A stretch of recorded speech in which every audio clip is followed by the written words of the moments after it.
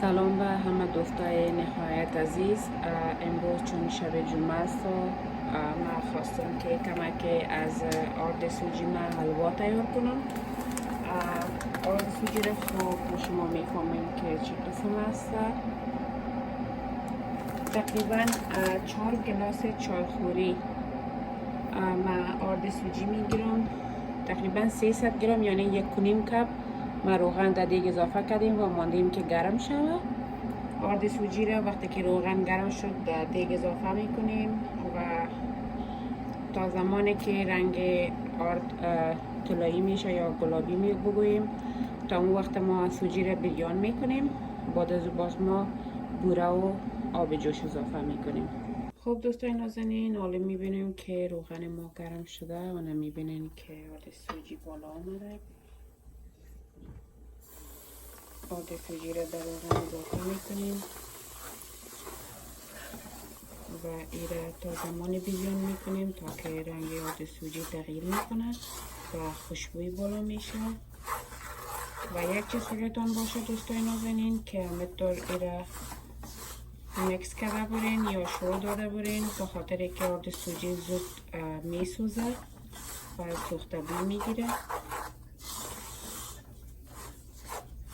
این خوب میفهمم که تمام خواره ما شکر لایق هستن و حلوا پختن یاد دارن. بسیاری از خوارهای ما و بسیاری از دخترکای خود که ما آشپزی را یاد میگیره، این یک کمک میشه برشان که ببینن چه قسم حلوا پخته میشه.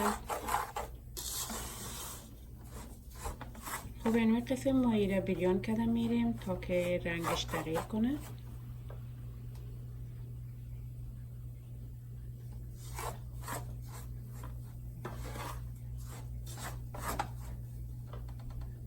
دوستای نازنین تقریبا 10 دقیقه شده که من ایره در آتش کم من ایره بریان کرده میرم. هنوز میبینم که رنگش قدر طلایی نشده.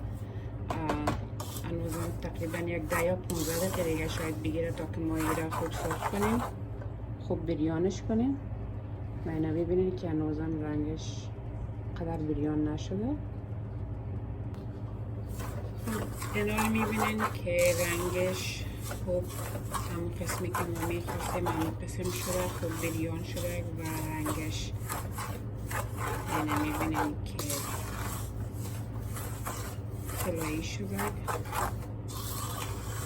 نمی وقت ما تقریبا ما 2.5 گلاس بوره گرفتیم که من ایره اضافه میکنم امرای 1 قاشق چایخوری ایل. از 2.5 گلاس من این قدرش فلال میمانم چون امکان داره که بسیار زیاد شیرین شود. وقتی که ما آب جوش اضافه کردیم در وقت باز ما میچشیم اگر بوریش کم بود بوره باقی مونده را اضافه میکنیم. برای آرد سوجی همیشه آب جوش تیار کنین، آب جوش اضافه کنین و بسیار زیاد متوجه باشین که وقتی که آب جوش اضافه میکنین بسیار زیاد بالا میایه و به حد جوش میخوره که دستای شما نسوزه. آهسته آهسته آب اضافه کنین و کمک خود دور بگیرین.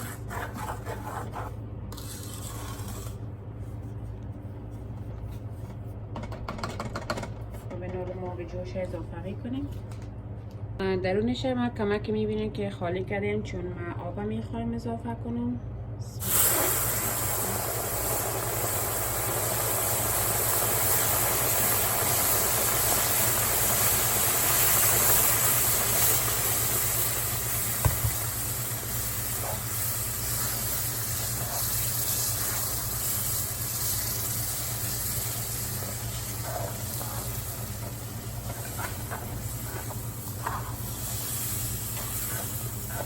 به ناله که تقریبا 3 گلاس چایخوری ما آب اضافه کردم. به ناله 1 گلاس دیگه اضافه میکنیم چون 4 طرف دیگ هنوزم آرد سوجی بهش آب نرسیده.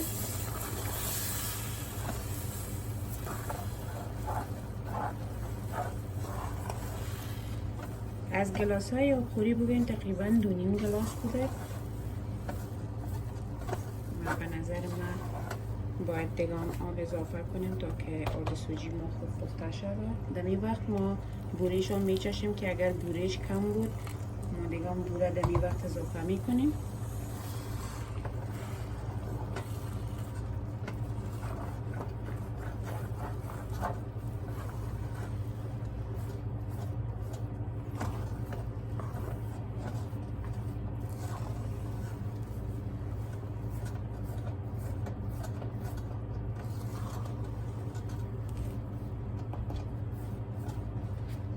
دوستان نازنین بوره که مانده بود باقی مانده شو هم اضافه کردم همراه کمک آب جوش دیگام.